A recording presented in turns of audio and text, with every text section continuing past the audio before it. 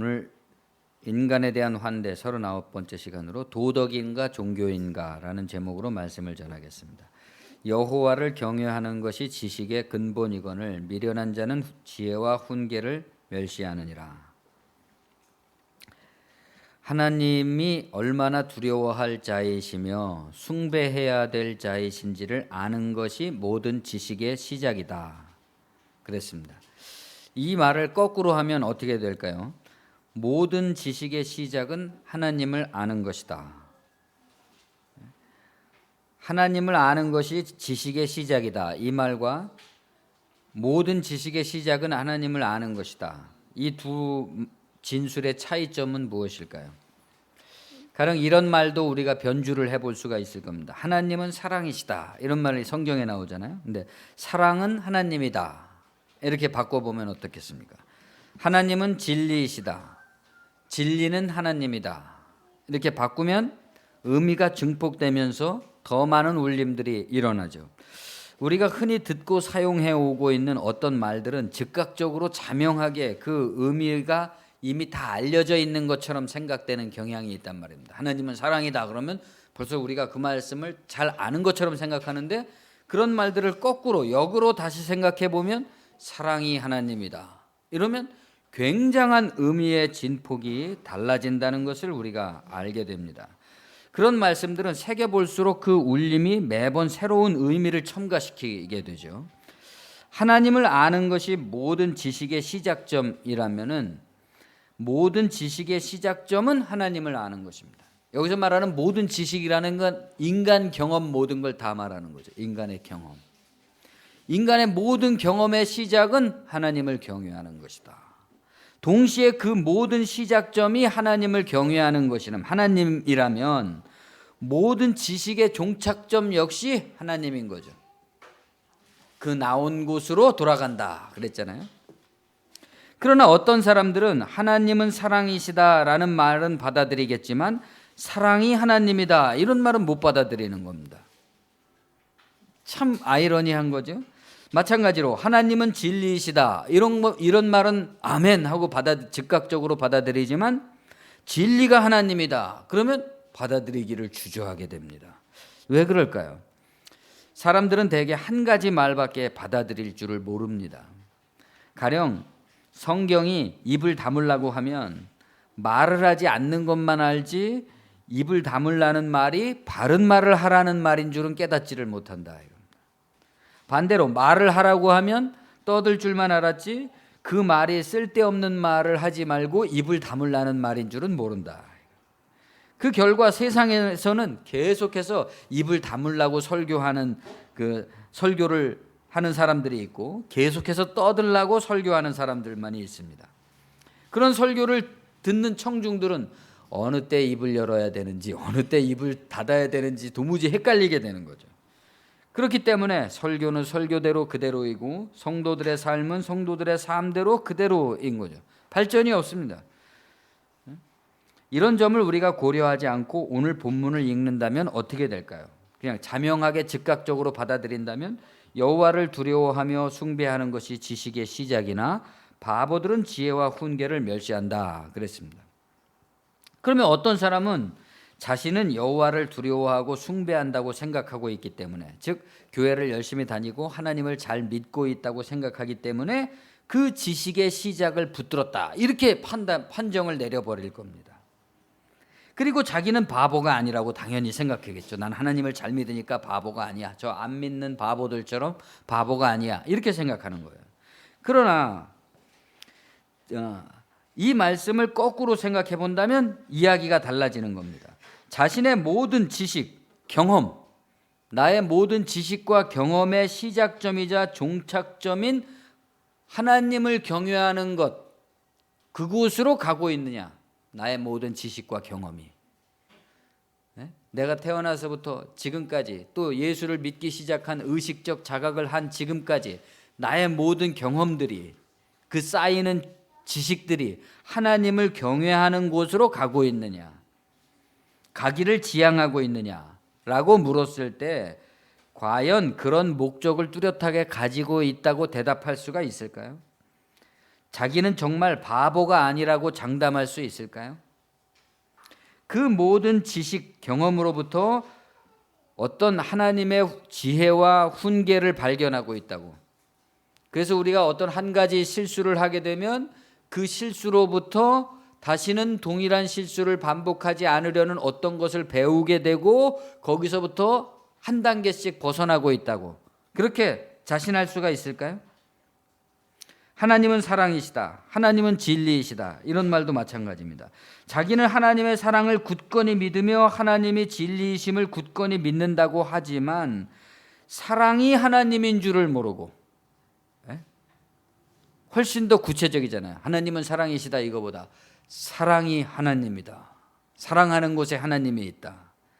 훨씬 더 구체적인데도 그것은 거부하고 진리가 하나님인 줄을 모른다면, 하나님은 진리이시다 이런 말은 받아들이면서 진리가 하나님이다 이렇게 말은 받아들일 줄 모른다면 그 역시 매우 이상한 형태의 비현실적 신앙을 지니고 있다고 말할 수가 있을 겁니다. 이른바 말 속에 빠져버린 말 속의 혼돈, 관념 속의 방황이라고 할 수 있겠죠.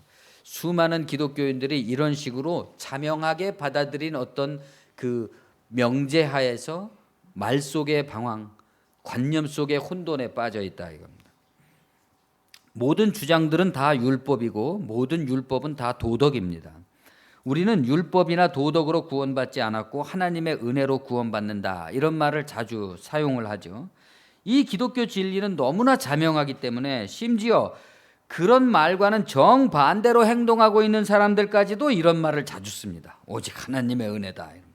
그러나 인간은 전적으로 타락해서 구원받기가 불가능하고 구원은 오로지 하나님의 은혜로 받는다. 이런 말도 엄연한 진리임에도 불구하고 그 말을 사용하는 사람에게는 하나의 율법이고 도덕인 겁니다.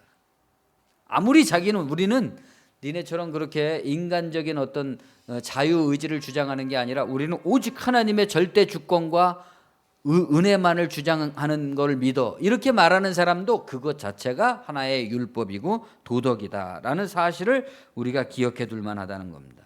그것은 가령 인간의 자유의지와 자기 책임을 강조하는 도덕만큼이나 도덕적이고 율법적이죠. 물론 이 두 가지 이 측면, 우리 개신교에서 가장 크게 두 가지 사상이 있단 말이에요. 하나님의 절대적 은혜를 강조하는 칼빈주의적 견해와 인간의 자유의지와 책임을 강조하는 알미니우스주의가 있단 말입니다. 칼빈주의는 우리 같은 장로교를 말하고 알미니우스주의의 대표적인 것은 감리교 같은 것들이 있죠. 그런 주장에는 서로 차이가 있습니다. 그 신학적 차이에 따른 신앙인들의 신앙의 형식이나 의식이나 방식이나 형태, 모습이나 모양에 있어서 차이가 납니다. 어떻게 보면 하는 말도 약간 차이가 나기도 하죠. 그러나 결국 그것들이 그들에게 있어서 하나의 율법이고 도덕으로 작동한다는 것만은 공통된 사실이다 이겁니다. 아무리 우리는 율법이 아니라 하나님의 은혜로 구원받는다고 주장하더라도 그것도 율법인 거죠. 그리고 그것은 그것을 주장한다는 것만으로 그렇게 전적인 하나님의 은혜로 사라지는 것도 아니죠.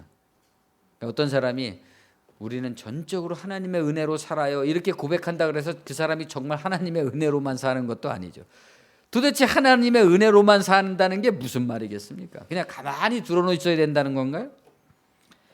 다름 아닌 그런 신념들이 도덕이고 율법이라는 것을 우리가 인정한다면 우리는 도덕, 율법이라는 것이 반드시 옳고 자명한 것이라고 믿어온 신념에 있어서 혼돈을 느끼게 될 겁니다. 내가 진리라고 믿고 있는 이것도 하나의 나에게 율법과 도덕으로 작동하고 있구나 하는 것을 알게 되죠. 가령 같은 사건을 두고 같은 기독교인들이 서로 다른 주장을 하고 있습니다. 그 각각의 주장은 주장하는 사람들에게는 너무나 올바른 거예요. 도덕적이고 율법적입니다. 같은 성서를 가지고도 설교자들은 각각의 자기의 주의 주장에 맞도록 이렇게도 저렇게도 사용하고 있습니다. 그러한 설교들은 그 공동체 안에서 또한 하나의 율법이고 도덕으로 작동하고 있는 거죠. 다른 입장의 사람들과 자신들을 구별하게 해줍니다. 이렇게 되면 자기들에게만 도덕이고 율법적인 게 되는 게 아니라 상대편에게도 자기들의 도덕과 율법을 주장하게 됨으로써 상대를 배제시키는 논리가 됩니다. 저는 지금 어떤 게 특별히 틀렸다는 말을 하려는 게 아니라 틀렸다면은 둘 다가 틀린 부분이 있다라는 말씀을 드리려는 겁니다. 신학적인 입장이 없는 성도들은 당연히 헷갈리겠죠. 성도들의 신학적인 입장이라는 것은 대부분 우연에 의해서 결정되는 거잖아요. 여러분들이 무슨 제 신학을 다 알고 이해하고 동의해서 우리 교회에 온 게 아니죠. 그냥 태생적으로 혹은 우연한 기회에 장로교인이 되든지 감리교인이 되든지 할 뿐입니다. 물론 자신의 선택에 의해서 되는 경우도 있겠지만 그 경우 역시 신학적인 차이점을 명확하게 알아서 결정하는 것은 아닙니다. 제가 만일 장로교 집안에서 태어나지 않고 감리교 집안에서 태어났다면 장로교 신학교를 가지 않고 감리교 신학교를 갔겠죠. 예? 혹은 제 아내는 감리교 출신이지만 지금은 장로교 목사의 아내가 돼 있는 겁니다. 어느 것이 맞는 것일까요? 그런데 생각해 보면 이런 도덕과 율법의 차이는 같은 종파의 울타리 안에서도, 심지어 같은 교회를 다니는 사람들 가운데서도, 또 심지어 부부들 간에서도 차이가 나게 됩니다. 이것을 확대해 본다면 각 사람은 여하튼 자기 도덕과 율법을 가진다라고 말할 수 있는 거죠. 모든 사람은 자기의 도덕과 율법, 고유의 경험들을 가지고 있다. 그리고 이 고유의 율법과 도덕은 서로 간에 합치될 수가 없는 거예요. 왜냐하면 그 사람의 고유한 경험의 영역이기 때문에 다른 사람이 그 속에 침투해서 그 경험을 공유할 수가 없는 겁니다. 기본적으로. 그렇기 때문에 이 율법과 도덕이 우리들 스스로를 타인과 분리되게 만들어서 아까 말씀드린 자기 말 속의 혼란, 자기 말 속에 혼란에 빠뜨리고 자기 관념 속에 방황하게 된다는 것을 우리가 이해하게 됩니다. 어떤 경우는 그런 경우가 있잖아요. 우리가 모든 사람들이 생각하기에 저 사람은 저렇게 안 하고 이렇게만 한다면 너무나 자기 인생에게 유익할 텐데 꼭 저렇게 안 한단 말이야. 이렇게 생각하는 경우들이 있죠. 그런데 모든 사람들은 그거를 보지만 본인 자신은 그걸 못 보죠. 세상에서 가장 어려운 일이야말로 자기가 자기 자신을 객관적으로 보는 거 아니겠습니까? 불가능하다 이거예요. 거의 불가능하다. 어떤 획기적인 기획적인 변화가 일어나지 않고서는 자기가 자기를 본다는 것에 대한 관심을 돌린다는 것은, 관심을 기울이게 된다는 것은 불가능하다. 우리는 바보처럼 우리 자신들의 경험과 율법을 통한 하나님의 지혜와 훈계를 외면하고 있는 중인 것입니다. 계속해서. 심지어 화해와 용서와 일치를 외칠 때조차도 서로가 전혀 다른 말을 하고 있는 거죠. 너는 나에게 일치하라고 일치를 주장하고 있는 거죠. 이 얼마나 무서운 일이겠습니까? 혼돈을 따지기 전에 우리는 이 모든 각각의 서로 다른 주장, 지식들이 도덕이고 율법이라는 공통점을 먼저 이해해야 됩니다. 이러한 율법과 도덕으로는 구원 못 받는다는 데서 말입니다. 이러한 개개인의 집단 간에 서로 일치될 수 없는 도덕과 율법은 도대체 어디로부터 나오는 것이냐? 어떻게 출현한 것이냐? 오늘 주제에 맞춰서 이 질문을 다시 해본다면 모든 지식, 인간의 경험은 하나님을 경외하는 것으로부터 시작되었다 그랬습니다. 혹은 인간의 모든 지식은 하나님을 경외하는 것에 그 기원을 두고 있다. 여기서 하나님을 경외하는 것이라고 되어 있지만 결국은 하나님이죠. 하나님으로부터 그 기원을 가지고 있다. 그 경험이 빚어낸 도덕과 율법은 각각 다를지라도 여러분과 저의 도덕적, 율법적 경험의 치는 다 각각 다를지라도 그 시작점과 종착점이 하나님에게 있다. 하나님을 경외하는 것에 있다라는 데는 똑같다 이겁니다. 여기에 우리는 닭이 먼저냐 달걀이 먼저냐 하는 식의 끝도 없이 반복되는 지루한 싸움에서 내가 옳으냐 하는 시시비비의 끝없는 싸움에서 벗어날 수 있는 한 가지 기획을 획득할 수가 있다. 모든 사람들이. 그리고 우리의 모든 경험, 우리의 모든 도덕과 윤리와 율법이 어디로부터 말미암은 것인지, 어디를 지향해야 되는 것인지, 어디다 써먹어야 될 것인지가 밝혀진다. 그 목적이.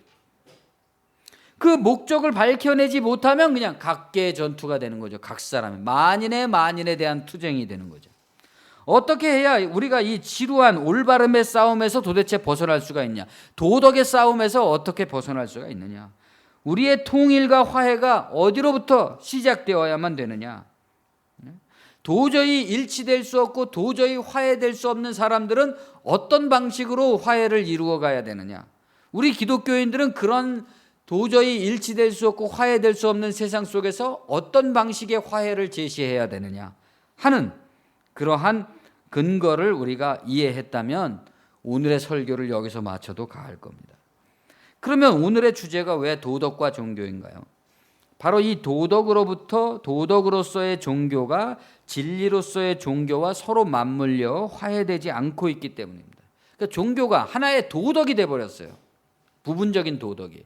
그 모든 도덕들을 초월한 하나의 진리의 원리가 되어야 되는데 거기서부터 전락을 해갖고 세상의 많은 도덕 중에 하나가 되어버렸다 이겁니다. 사람들이 자기 도덕을 종교라고 굳게 믿고 거기에 얽혀 매어서 틀어박혀서 벗어날 줄 모르고 있기 때문입니다. 이 문제는 굉장히 복잡하게 얽혀 있습니다. 가령 어떤 사람은 종교라는 것은 세상 도덕, 세상 경험과는 완전히 다른 상관없는 것이다 그러면서 오직 종교성에만 몰두하는 사람이 있죠.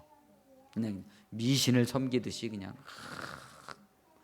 종교밖에 없어요. 그 사람의 삶에는. 그런 사람들이 있죠. 그들은 그것 역시 하나의 도덕이라는 것을 전혀 이해하지 못합니다. 자기가 하고 있는 짓도 하나의 도덕이라는 걸, 세상 도덕이라는 걸 이해하지 못한다. 그들은 세상과 절연하고 공동체 생활을 하거나 교회에 아예 붙박혀서 생활하거나 온통 교회 사업에만 매달려 있습니다. 그들이 사용하는 말도 그 교회에서만 쓰는 말, 그들이 관심을 갖는 것도 그런 거, 하여튼 모든 그런 사람들이 있죠. 어떤 사람들은 그 정도는 아니겠지만 기독교 도덕은 세상 도덕과는 다른 것이다 이렇게 생각하면서 교회와 세상을 반반씩 살고 있습니다. 그런 사람들은 삶의 일부분에서는 기독교인으로서의 도덕을 강조하는가 하면 다른 일부분에서는 세상 속에 어울려서 그럭저럭 살아가고 있습니다. 그것이 서로 상충될 때는 그때그때 필요에 따라서 자신의 기독교 신념을 적절하게 잘 조절해 나가는 거죠. 어떨 때는 기독교인으로서 행세했다가 어떨 때는 그래도 좀 세상과 좀 타협해야 된다고 이렇게 말하면서 살아가고 있는 거죠. 이 사람들 중에는 각자 기독교적 도덕과 율법을 설파하고 있으면서도 같은 기독교인들끼리도 서로가 틀렸다고 적대하기도 합니다. 당연하죠? 기독교 도덕의 정도와 세상 도덕의 정도의 비율의 차이가 서로가 다 틀리기 때문에 그걸 가지고도 서로 싸우는 겁니다. 마지막으로 어떤 사람들은 기독교 도덕과 세상 도덕을 굳이 구분지어서는 안 된다고 생각을 합니다. 그들은 세상 속에서 도덕적이고 윤리적인 모든 사람들과 우리 기독교인들이 꺼리낌 없이 연대할 수 있다 이렇게 생각을 하죠. 그리고 구태여 기독교인이라는 이유로 유별나게 행동할 이유나 필요성을 느끼지 않습니다. 그러나 물론 자기의 신앙만은 간직하고 있는 거죠. 말하자면 이 모든 각각의 믿음이 다 도덕, 율법, 경험, 지식이라는 겁니다. 그리고 이 모든 도덕을 그들 자신은 종교라 믿고 있는 겁니다. 자기의 그 경험을. 정도의 차이는 있겠지만 그러니까 종교라 그래서 특별히 우리가 교리적으로 교회 안에서만 고백하는 게 종교, 그 사람의 종교가 아니라 그 사람의 정신세계 자체가 하나의 종교다 이겁니다. 율법이고 도덕이다 이겁니다. 정도의 차이는 있겠지만 교회는 또 그러한 세상 도덕을 기독교 도덕과는 다른 것이라고 이렇게 가르치고 있죠. 또 세상은 기독교인들한테 도덕적이지 못하다고 비난을 합니다. 여기서 우리들의 도덕이 세상의 도덕과 다르다는 그 도덕이야말로 우리가 주장하고 있는 종교의 내용이죠. 그리고 오늘날 대부분의 기독교인들이 이러한 종교관을 가지고 있습니다. 이런 주장이 정말 맞는 것이라면 우리 기독교인들은 세상과 절연을 하고 전혀 다른 세계를 살아야만 될 것입니다. 그런데 이 말 자체가 모순이죠. 우리가 세상과 절연하고 전혀 다른 삶을 살아야 된다면 그때 우리가 살게 되는 세상은 세상이 아닌가요? 이 세상에 살면서 세상과 차단하고 또 다른 세계에 산다고 한들 그것이 세상이 아니고 다른 무엇일 수는 없는 것입니다. 예를 들어서 무슨 그 19세기적 경건주의를 실현하고 있는 미국의 아미시 공동체 같은 데서 그 사람들이 아주 정직하게 쓴 그 책들의 내용을 보면 그 속에도 역시 굉장히 많은 세상적인 문제들이 존재하고 있습니다. 어차피 세상 속에 살면서 자신들은 세상이 아니라고 주장하고 있는 이 모순, 세상의 지식과 경험, 곧 세상의 도덕과 율법 가운데 살면서 자신들은 또 다른 율법과 도덕의 지배를 받고 있다고 하는 이 모순, 이것이야말로 성서와 기독교를 잘못 이해한 결과 벌어지고 있는 우스꽝스러운 기독교인들만의 세상이 아닐 수가 없는 거죠. 그리고 더 우스꽝스러운 것은 많은 기독교인들이 이런 가공된 기독교적인 세상을 우물한 개구리처럼 살고 있는 것입니다. 그것이 종교라고 굳게 믿으면서 그것이 자신들의 또 하나의 도덕임을 알지 못한 채 말입니다. 지난 100년 동안 우리 한국 기독교인들이 이런 식으로 종교성을 핑계로 세상과 분리된 채, 그러나 여전히 세상과 섞인 채, 섞여 있으면서 분리된 채 스스로의 혼돈과 모순 가운데 빠져 있었습니다.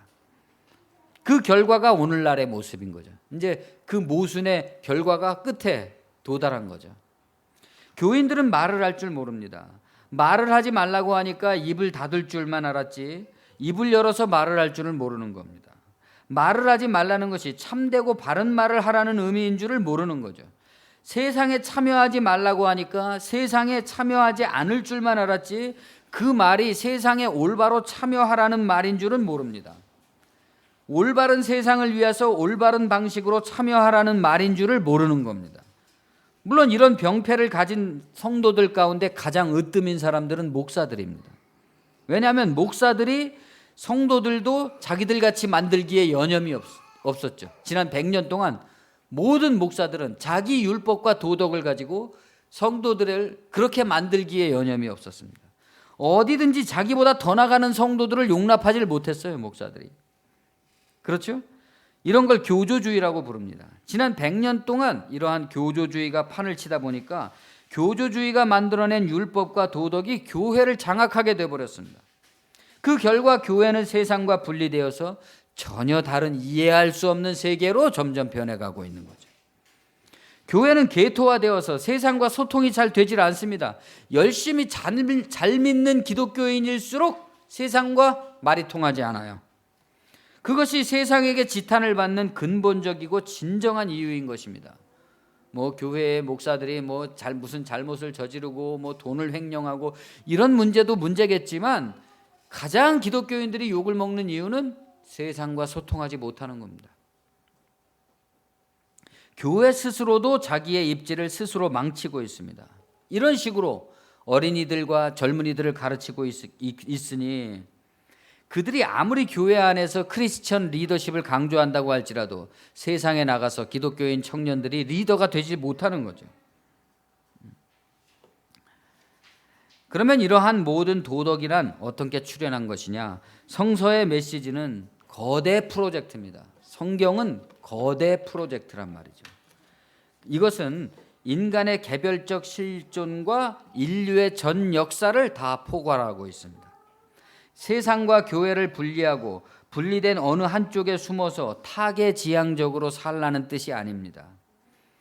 그 속에서 세상은 어떻든지 간에 우리는 모른다 하는 정신으로 오로지 종교라고 배우고 믿고 가르치는 율법의 체계, 도덕의 체계, 경험의 체계 속에서만 살라고 가르치는 게 아니에요. 성경은 무한히 열린 책입니다. 그렇기 때문에 성서에서 자기 개인적 실존의 구원을 발견하는 사람도 있고 거기서부터 무한히 발전해서 거대한 인류적 프로젝트에 도달하는 사람도 있는 거죠. 그런 상상력에. 기독교는 세상 전체의 세상성을 분해하고 해체하고 그 지향점을 밝혀나갑니다. 한 개인에게서도 그런 것들을 분해하고 해석하고 해체하지만 전체 인류적인 것에서도 똑같이 한다. 그 시작점과 종착점을 밝혀나가고자 하는 것입니다. 이 모든 지식이 어디로부터 나온 것이냐?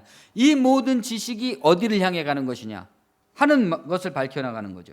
그것이 진리를 밝혀 치유의 복음을 전파한다는 의미가 됩니다. 한 개인에게도 자신의 모든 지식과 경험이 어디로부터 나온 것인지, 어디를 향해 가야 되는 것인지를 밝혀내고, 한 국가나 사회도 우리가 어디를 향해서 가야 되는지를 밝혀줍니다. 그렇기 때문에 복음은 세상 속으로 들어가는 것이지 세상을 떠나서 따로 존재하는 것일 수가 없다. 그러므로 복음 안에 도덕이 있다면, 율법이 있다면 그 도덕과 율법은 세상의 세상성을 관통하는 도덕이자 율법이다. 네? 세상의 수많은 도덕과 율법 중에 하나로 존재하는 게 아니라 그 수많은 도덕과 율법의 중심부를 관통하는 도덕과 율법이다. 예수께서 마치 갈릴리와 사마리아를 가로질러 예루살렘으로 직격을 하시듯이 우리는 세상성이라는 우리의 도시와 촌락과 마을들을 관통해서 저마다 도덕과 율법에 갇혀있는 사람들을 관통해서 진리의 핵심에 이르고자 합니다. 나 일 개인만 하더라도 무수하게 내 가슴속과 머릿속에서 들끓고 있는 그 모든 경험적 지식들과 그러한 율법들과 그러한 도덕들의 가운데를 가로질러 꿰뚫어서 그 모든 것들을 하나로 끌고 나가려고 한다. 어디로? 예루살렘으로 말이죠. 창세기는 선악의 결과 하나님의 에덴 동산이 파괴되고 하나님의 세계가 몰락하고 하나님이 아름답게 창조하신 에덴 동산이 몰락하고 인간의 문명이 시작됐다고 말하고 있습니다. 이것을 한 개인으로 취한한다면 인간에게 자아가 생김으로써 인간 고유의 경험과 지식이 탄생한 것과 같습니다. 그렇죠? 아담이 선악과를 먹고서 선악을 분별하게 된 것은 어린 아기가 자아를 갖게 된 것과 똑같은 것입니다. 자아를 갖지 못했을 때는 엄마가 베풀어주는 그 수많은 그 서비스의 낙원 속에서 아무 할 일이 없었어요. 자기가 신이에요. 아기는 전신이 육체가 다 그 성감대 아닙니까? 그래서 그 모든 그 자기를 만지고 씻기고 쓰다듬고 뭐 키스해주고 하는 그 모든 것에서 만족을 얻었다. 아무것도 필요로 하는 것이 없습니다. 세상은 다 자기를 위해서 존재하는 거예요. 자기가 신입니다. 그러나 자아라는 게 생김으로써 분별이 생겨납니다. 이것은 좋은 것, 이것은 나쁜 것, 이것은 나에게 유리한 것, 이것은 나에게 불리한 것, 이런 식으로 자아가 형성되면서 필연적으로 거기서 수많은 도덕과 율법이 발생하게 되는 것입니다. 그러므로 이 각각의 개별적이고 화해될 수 없는 지식과 율법들이 어디로부터 나온 것인지는 너무나 자명한 것이죠. 인간의 이 지식과 경험과 도덕과 율법이 그대로 놔두면 어디를 향해 가게 될 것인지 너무나 자명해지는 것이죠. 어디로 우리가 다시 돌아가야 되느냐? 그 탐욕과 이기심이 오늘의 세상이 아닙니까?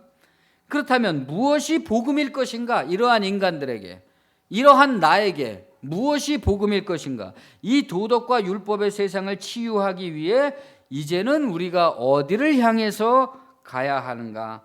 어디를 향해서 몰두해야 되는가? 우리의 이 모든 경험과 지식들 속에서 어떤 교훈과 훈계를 발견해야 되는 것인가? 바보가 아니라면 말이죠. 그것은 이 지식, 곧 도덕과 율법이 탄생하기 이전입니다. 이전을 지향해 나가는 거죠. 이 지식을 탄생하게 만든 바로 그곳, 이 모든 인간 경험들이 나온 곳이 바로 돌아갈 곳입니다. 그 지점을 우리가 공유하게 될 때, 저도 공유하고 여러분도 공유하게 될 때 우리는 이 도덕과 율법이 빚어내고 있는 인간 고유의 경험과 지식들이 빚어내는 온갖 충돌에서 벗어나게 된다. 당신도 벗어나고 나도 벗어나고, 그때 우리는 그 원점으로 돌아가게 됩니다. 이것은 상상력이 먼저 필요로 한 것이죠. 우리가 상상으로 그것을 이해해야 돼요. 이 복음의 진리를 이해해야 됩니다. 지성적으로. 지성적으로 이해해야지만 지성적인 자기 부인이 가능하다. 지성적인 자기 부인이 안 되는 사람은 어떻게 돼요? 그냥 감정에만 매달리는 거죠. 그때그때. 이 지성적인 상상력을 우리가 나도 갖고 당신도 갖는 방식, 그것은 바로 가르쳐지고 교육되고 훈계되어야만 되는 거죠. 잠언의 주제가 바로 그런 거죠. 누가 그런 상상력을 우리 기독교인 외에 누가 가질 수 있겠는가? 그런 상상력을 복음을 가진 사람 이외에 누가 가질 수 있겠는가? 교회와 기독교인들의 역할이 여전히 중대해지는 이유인 것입니다. 어디서, 지금 세상에 어디서 이런 것을 가르치겠어요? 어디서 이런 것을 훈련해 보겠습니까? 저마다 살기도 바빠 죽겠는데. 죄인들의 중재자로서 그리스도의 길을 우리는 알고 있는 것입니다. 그렇죠? 이 잠언이 말씀하고 있는 그리스도의 길이라는 것이 바로 이런 중립의 길이잖아요. 우리의 모든 지식, 능력, 재산, 경험, 이 모든 것들이 도대체 어디에 쓰여져야 되는 것인가를, 왜 우리는 이렇게 서로 다르게 되었으며 싸울 수밖에 없게 되었는가? 우리가 이 싸움을 멈추고 서로 화해하기 위해서는 도대체 어떤 지혜가 필요한 것인가? 요즘 뉴스 쏟아져 나오는 뉴스들을 보면 정말 두려움이 생깁니다. 장차 우리가 살고 있는 이 나라가 어떻게 될지, 내년 전쟁설까지 나왔잖아요. 너무너무 무섭습니다. 도대체 이 끝도 모르게 시달리고 있는 폭주 기관차의 갈등을 어떻게 멈출 수 있는 지혜, 그 지혜라는 것이 도대체 무엇이냐? 그 지혜야말로 새로운 율법이고 새로운 도덕이라는 것을 우리에게 제시해 주고 있습니다. 사랑하는 자들아, 내가 새 계명을 너희에게 쓰는 것이 아니라 너희가 처음부터 가진 옛 계명이니 이 옛 계명은 너희가 들은 바 말씀이거니와 내가 다시 너희에게 새 계명을 쓰노니 그에게도 너희에게도 참된 것이라. 이는 어둠이 지나가고 참빛이 벌써 비침이니라. 빛 가운데 있다 하면서 그 형제를 미워하는 자는 지금까지 어둠에 있는 자요, 그 형제를 사랑하는 자는 빛 가운데 거하여 자기 속에 거리낌이 없으나 그 형제를 미워하는 자는 어둠에 있고 또 어둠에 행하여 갈 곳을 알지 못하나니 이 어둠이 그의 눈을 멀게 하였습니다. 새 계명을 너희에게 주지만 그것은 사실 새로운 것이 아니다. 본래부터 옛날부터 있었던 계명이다 그랬습니다. 그러나 그것을 새로운 계명이라고 부르는 이유가 있다. 그만큼 명백해졌기 때문이다. 인간의 싸움은 이러한 선한 진리의 싸움이 되어야만 됩니다. 반진리의 싸움이 왜 악한 것인지, 왜 그것이 반진리인지, 거기에 뭐가 있다 그랬어요? 형제를 사랑하지 않는 사람은 자기 속에 뭐가 있다 그랬어요? 거리낌이 있다 그랬습니다. 칼 융은 모든 인간의 죄의식, 인간의 그 노이로제의 원인은 죄의식이다 그랬어요. 거리낌이다 그랬어요. 도덕적 부담감이 그 사람에게 정신적 상흔을 남긴다는 것입니다. 왜 그것이 반진리인지, 왜 이렇게 세상이 점점 상처투성이로 변해가고 있는지, 참된 진리의 새로운 계명을 우리는 기치로 내걸어야 되겠습니다. 서로 사랑하라는 이 인간의 책임을 완성해 가야만 됩니다. 이 새로운 도덕과 율법을 분명하게 하는 것, 그것이야말로 우리가 잃어버렸거나 왜곡시켜버린 참다운 종교성을 회복하는 길일 것입니다. 기도하겠습니다. 주님, 은혜를 감사합니다. 우리의 신앙이 다만 우리 자신의 이기적 신념을 위한 도덕이 아니라, 율법이 아니라, 그래서 타인에게, 자신에게는 도덕이지만 타인에게는 율법이 되는 그 수많은 세상의 도덕과 율법 가운데 하나로서 존재하는 그런 것이 아니라, 정말로 세상을 관통하여서, 모든 사람을 관통하여서 모든 상처와 두려움과 거리낌과 화해와 일치될 수 없는 그러한 질병을 관통하여서 새로운 상상력으로 그것을 하나로 꿰뚫어내는 그러한 지성으로 우리에게 새로운 종교가 다가올 수 있도록, 이 새 계명이 이룰 수 있도록, 사랑이 우리의 목표고 사랑을 실현할 수 있는 구체적 방도와 구체적 실천의 능력이 우리 가운데 펼쳐질 수 있도록 주님 인도하여 주시옵소서.